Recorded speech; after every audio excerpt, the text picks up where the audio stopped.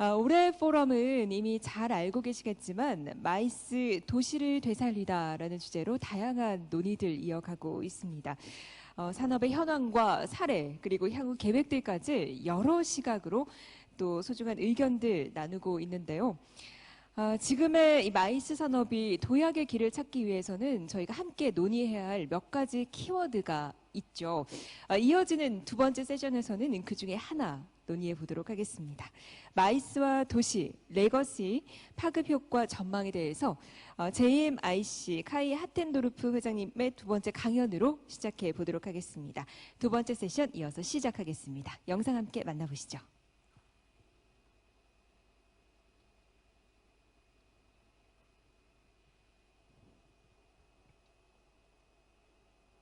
Session Mice and the City, Legacy and Impact for the IDCF, the International Destination Competitiveness Forum 2021. My name is Kai Hattendorf, I'm the CEO of UFI. This is a recording. I will count down to 5 or from 5 to 0 and begin to record. Feel free to edit as you see fit. I will not use slides during the presentation, but I will reference some slides that you can then edit in, and I will email them to you in parallel. I'm recording this on Zoom with the option optimized for third party, and I hope to stay within my time limit of 20 minutes. So let's go. 5, 4, 3, Blutwurst. Hello and welcome to this IDCF 2021, also from my side. My name is Kai Hattendorf. I am the CEO of UFI, the Global Association for the Exhibitions Industry, and also until very recently the president of Jamic, the Joint Meetings Industry Council, where I remain on the board of as immediate past president. Now, I've been asked today to share a little bit of the context and input that MICE industry activities bring to a destination. And I thought the best way to go into that is to start with what is known as the tip of the iceberg, and that is the role of our industry as an industry in ourselves. And to make that tangible, I'm picking an example from my neck of the woods, from my segment of the business events industry, which is the exhibitions and the trade shows that we represent as UFI, as the global trade body for that part of events. Now, we've done a global economic impact assessment of the impact trade shows and exhibitions have on the industry around the world and on the well-being. And you see from the slide that the team will bring up, there's close to 5 million exhibiting companies all around the world and 350 plus million visitors attending these events pre-COVID, and as we are pretty optimistic, post-COVID as well, once we overcome the recovery phase. These create a lot of direct impact and the total impact of exhibitions alone adds up to something around $334 billion if you take the numbers of the year 2019, which was the last year before the pandemic struck. 3.5 million total jobs are kind of related to our industry too, and that's the exhibitions part of it. You'll find other metrics covering other segments of the exhibitions industry, even going up to the whole level of all kinds of meetings and events around the world, and then you're north of an impact of $1 trillion as to the economic impact that events bring to economies in general. We also have these numbers for the exhibitions broken down on the Asia Pacific sector, which is another slide that you will find in the deck that is accompanying this talk. In your part of the world, the total impact is more than $73 billion, close to 1 million jobs, 1.3 million exhibiting companies, and around 90 million business visitors to trade shows. So this is in itself a big industry. But then, of course, there's a lot beyond that tip of the iceberg that we see, and that is the impact events generate beyond the direct measurable economical impact. And tracking this has been somewhat difficult. And on the side of Jamic, we've spent a lot of time over the last couple of years to generate case studies that prove the impact for societies and the impact on the knowledge economy and the impact on the next generation growing up in a destination, how it can tie into industries, communities, to wisdom, to innovation from all the sectors and segments that events bring to a destination. And when the pandemic struck, we were faced with a challenge to explain to lawmakers, to explain to policymakers, and to explain to authorities from the national to the local level that business events in itself and the events industry, that we are not another sector coming to the leaders to ask for financial support to get through the pandemic. But rather, the opposite is the case. We are not another problem for politicians to deal with, another sector that needs financial support to keep jobs alive, to get people through the pandemic, to generate safety for livelihoods while you save lives through vaccinations and sanitary measures. Rather the opposite, business events and events in general are part of the solution. They are what will help us to come out of this pandemic stronger. They will help to do what governments all around the world are pledging, to build back better. And so we sat down as Jamic, the Joint Meetings Industry Council, which really is the global umbrella organization for all these specialist associations and power groups servicing segments of the event sector. So like UFI is a member representing the exhibition side, ICA is a member, and one of the partners of this event as well, representing the conference and convention side. AIPC is a member for the convention center, SACIOS from your region, ACLATAM from Latin America, CISO from North America. So the leading bodies of our industry from all around the world work together in Jamic to generate insights, inputs, and relevant benefits for the whole industry going forward. So as you can imagine, last year, we were taking a long, hard look at the benefit we bring as an industry to everyone, to a destination. And we brought together all the relevant players and we worked on what we call the Jamic Global Manifesto. And it's a document that you can download from the Jamic website, and some elements I want to walk you through in the next couple of minutes. So essentially what we did in the manifesto was we brought together the narrative for the whole events industry. And we did so in a way that shows the way forward for destinations, that shows the way forward for cities on the role events of all kinds, colors and shapes and forms will play to make destinations prosper going forward. So tasks with the need to restart economies devastated by the impacts of the pandemic, we concluded that what governments need most of all right now are tools and platforms that can advance a broad-based recovery in the most effective ways. And the best tool to do this are events and meetings. And we broke that down below that tip of the iceberg of the economic impact.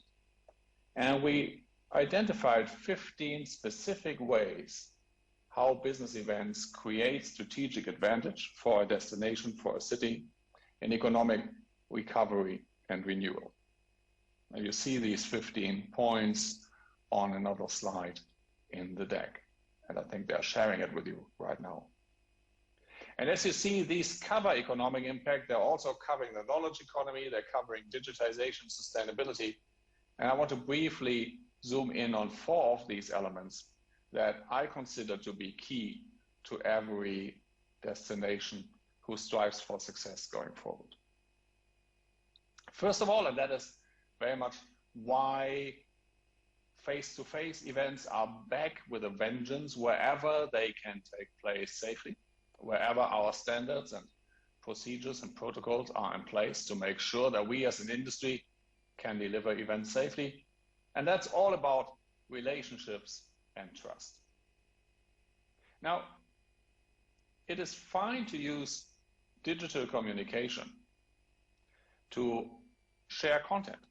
It is great to stay in touch using video chats and emails and other means of digital communication. But to build and foster new relationships, to grow trust between people, institutions, governments, entities, you need to meet. And when you meet, you're kind of charging your relationship battery. And think of that like your smartphone battery. So you get up in the morning, you unplug your phone, and it's fully charged, and you set upon your day, and you use your device all day. You're benefiting from the energy stored in your device. But in the afternoon and the evening, your energy level on the phone gets low, and you become cautious. What do you do with the phone before you can charge it again? If you don't charge it, you simply run out of power, and you can no longer use your phone. It's somewhat similar with business relationships. When we meet, we recharge our relationship batteries, and that gives us a lot of power, a lot of stamina to stay in touch, to stay connected, to rely on the trust we've built when we met, to continue to get business done, to solve problems, and to address challenges. But eventually, if we haven't seen each other in a long time, this energy resource is flattening out. And you just don't know that much anymore about each other until you have a chance to meet again and recharge your batteries. We've seen that on all kinds of stages, from the global world leader stage, where the first meetings that took place again face-to-face were the high-level government meetings, the G20 or G7, to make sure that the world's leaders could meet in person and in privacy and confidentially to talk about the matters of the day. The same goes for every industry. Same goes for every community of professionals and or individuals. So it's these relationships and trusts that are built and rebuilt and reiterated when we come together. And by hosting these as a destination, you benefit from that trust and from that energy created. And people will reference that to when they met at your destination. A second element I want to touch on of these 15 in total is image and reputation. Now, a lot of destinations have built international recognition based on events they've hosted. Look at the Olympic Games or major sporting events as one discipline here. Look at destinations hosting large irregular conferences as another example of that, like Barcelona and the Mobile World Congress, Lisbon and the Web Summit, just to give a few examples. So these signature businesses make or remake or restore or enhance a reputation of a destination as a business center for this industry. And it fosters so much: international recognition, media attention, and additional ways for your destination to be in the news, to be visible, and to be connected with whole sectors of innovation going forward. The third element, and very much discussed right now where I am based in Europe, digitization. Now, of course, and I've already touched on that, you can respond to digitization by providing infrastructure, accessibility, and turning your destinations into hubs also from where content is shared or where content is created and shared globally by use of digital media. So this digital hybrid virtual component of an event has become a differentiator for quite a few destinations who invested into broadcasting capacity, who invested into showcasing their ability to deliver experiences online in addition to on-site.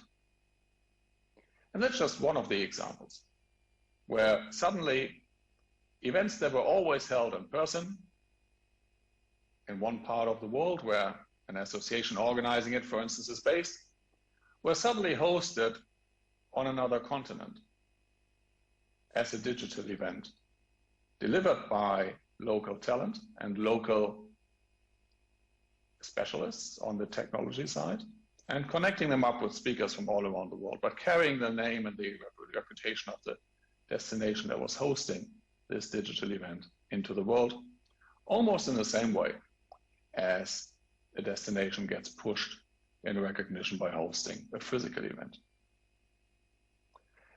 The fourth pillar I want to touch on is sustainability.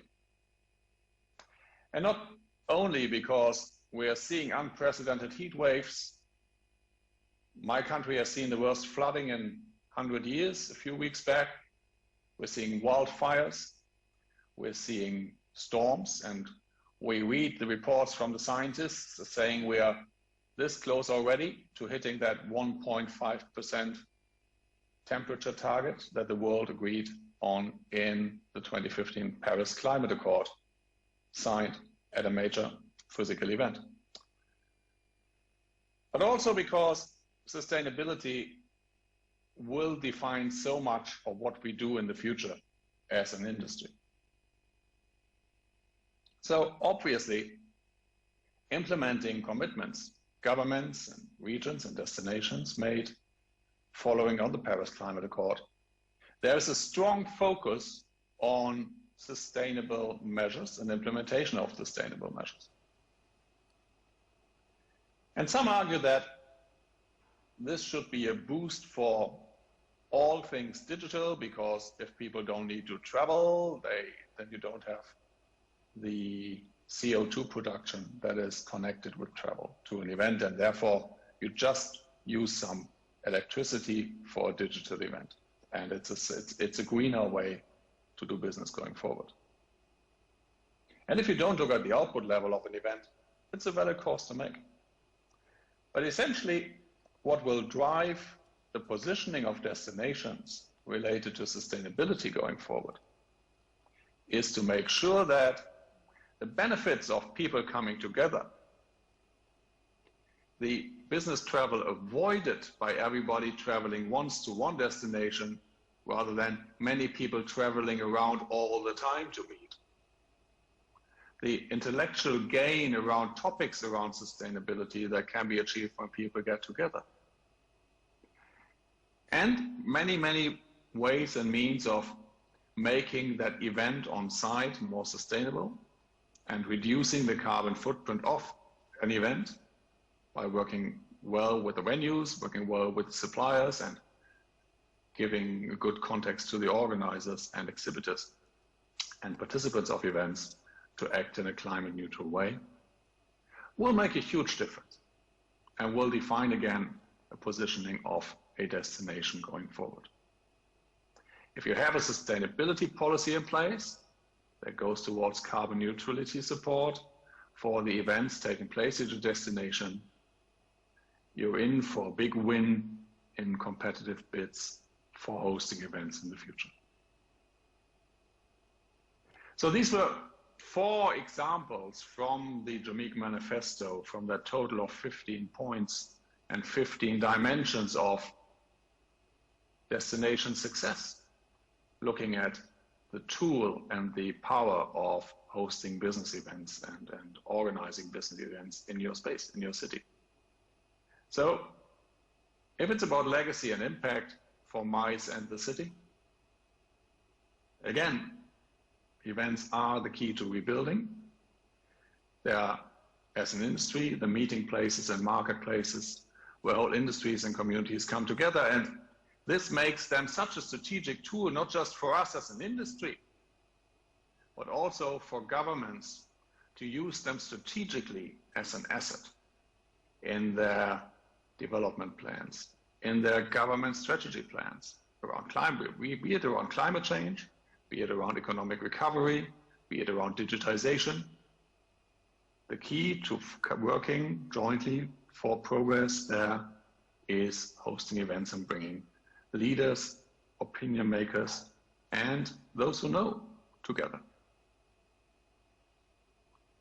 So the manifesto logically, therefore, does not end with the description of these 15 points, but it also goes one step further and launches the dialogue with policymakers, with city halls, with ministries on the national level and the respective bodies on the international level.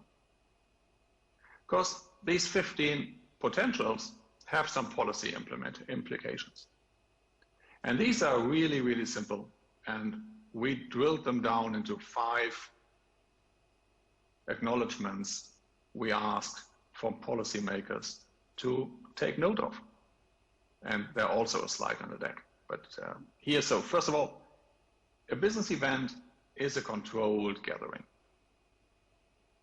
And the industry should be rightly proud of the fact that within a few weeks in the spring and summer of 2020, the conference organizers, the exhibition organizers, the venues, the suppliers came together and developed protocols. We built an UFI global framework for reopening exhibitions.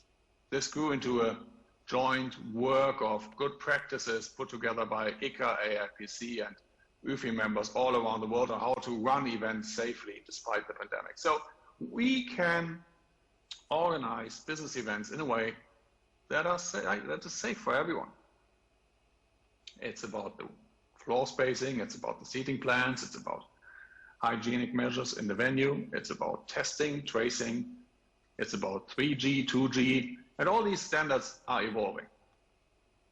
And earlier today I was on the phone with the Minister of Trade from the Republic of Ireland, and he told me that, listen, the work you did across the associations as an industry in defining what we need to do to run events safely has found its way into our regulations.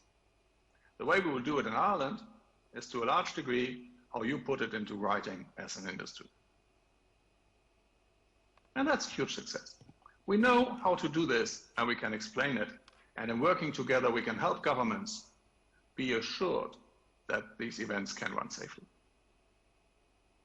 Second, we are, as an industry, providing input for the economic development of destinations and cities and countries. So we are not a subdivision of tourism. An event, a business event is not, it's also bringing people into your destination that stay at your hotels, use your restaurants, use your taxis, infrastructure, and spend money, and business travelers spend a multiple of the normal leisure tourist. So therefore many countries and markets historically have considered business events a subset of tourism. But it's much more strategic. And the point we are making is business events are part and should be a core part of every destination's, every country's, every region's economic policy making. Because they help to shape, as I've tried to explain with the 15 reasons why, they help to shape the perception and they help to implement a government's policy of economic development. Because that's the third point. We can align the areas that events, or from where events are attracted to a destination, with policy priorities. So where there's the greatest potential to support or advance those priorities that exist, whether they are about addressing an industry or a group of leaders from across several industries, events are the way to do that, to put your city and destination on the map. The fourth point is, of course, this needs infrastructure. The well-placed destinations are easy to reach. Of course, they have road and air and traffic infrastructure, and they have policies in place that make it easy for people to come in and to stay. So putting your infrastructure into shape, supporting your infrastructure and supporting the ecosystem that delivers the events. It's as well a part of the infrastructure. It's the human part of infrastructure. It's increasingly known as soft infrastructure. It's the bricks and mortar of the buildings and the roads and the traffic systems, but it's just as well the skill sets of people making these events possible in your destinations as soft skills and soft infrastructure. So if you tie this together, you have an industry who knows how to do things. You have a strategic economic development tool for your destination that you can align with the priorities of the policies of your destination. You can support and maintain existing centers of excellence from the industry by making sure there are enough skilled labor resources available. And this then all becomes an aligned element, an integral part of your aligned vision for the future of your destination. Now, once we have these conversations with governments, that's usually the point where minds are being changed and conversations are shifting from let's bring back tourism, let's bring back travelers, to hold on a minute, there's something here that we maybe haven't seen that clearly in the past. And this is where, talking legacy and impact, future legacy and impact lies for our industry. Making that point, bringing that point across and convincing local leaders, regional leaders, national leaders to change their thinking, to not just take events for granted, because they've always taken place and they always will take place, and to not just look at how many people are coming to my city if I host this event, or what global media attention will I gain from hosting a global event? What benefits from my population will I get from an infrastructure investment related to a major sporting event? But it's a much tighter strategic element here that ties together the power of events with the development of a destination going forward. So these are some of the thoughts I wanted to share. You can download the whole manifesto from the Jamic website, and I'm sure we will be able to make the sources available, the global impact data for exhibitions. You can access to the UFI website, and I look forward to our conversation and follow up on this with more structured and one-to-one dialogue, even still only remotely later in the day. Thank you for listening.